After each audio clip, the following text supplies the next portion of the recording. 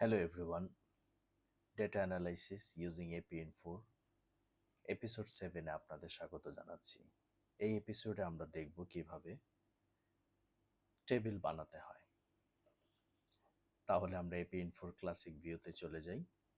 এখানে আমরা দেখতে পাচ্ছি বাঁ দিকে স্ট্যাটিস্টিক্সের ফ্রিকোয়েন্সির নিচে টেবিলস একটি বাটন আছে। এখানে যদি আমরা ক্লিক করি এই উইন্ডোটি আসবে। সো একটি টেবিলের রো এবং কলাম অপশন থাকে।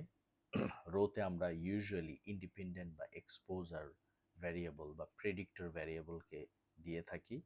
কলামে হচ্ছে আমরা আউটকাম ভ্যারিয়েবল বা ডিপেন্ডেন্ট ভ্যারিয়েবলকে অ্যাসাইন করে থাকি।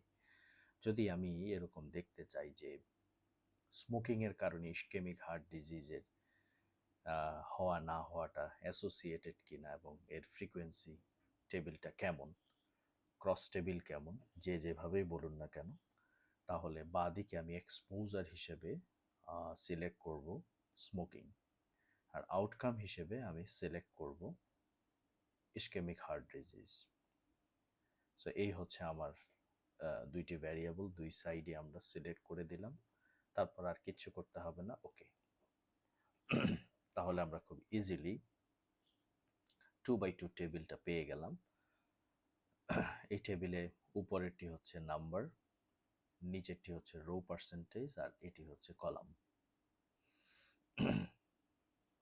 এই ফ্রিকোয়েন্সি বা 2x2 অথবা ক্রস টেবিলের সাথে সাথে আপনি ডিফল্ট কিছু অ্যানালাইসিস পেয়ে যাবেন, যেমন অডস রেশিও, রিলেটিভ রিস্ক। যেহেতু এটি একটি 2x2 টেবিল, আমি তার অ্যাসোসিয়েশন দেখার জন্য কাই স্কোয়ার টেস্ট, সো কাই স্কোয়ার আনকারেক্টেড, এই যে পি ভ্যালু আমরা পেয়ে গেলাম। এবং যদি এক্সপেক্টেড ভ্যালু কোনো একটি সেলে 5-এর কম হয়, সো সেই ক্ষেত্রে আমরা ফিশার্স এক্সাক্ট টেস্টের পি ভ্যালুটাকে নেব। Thank you so much.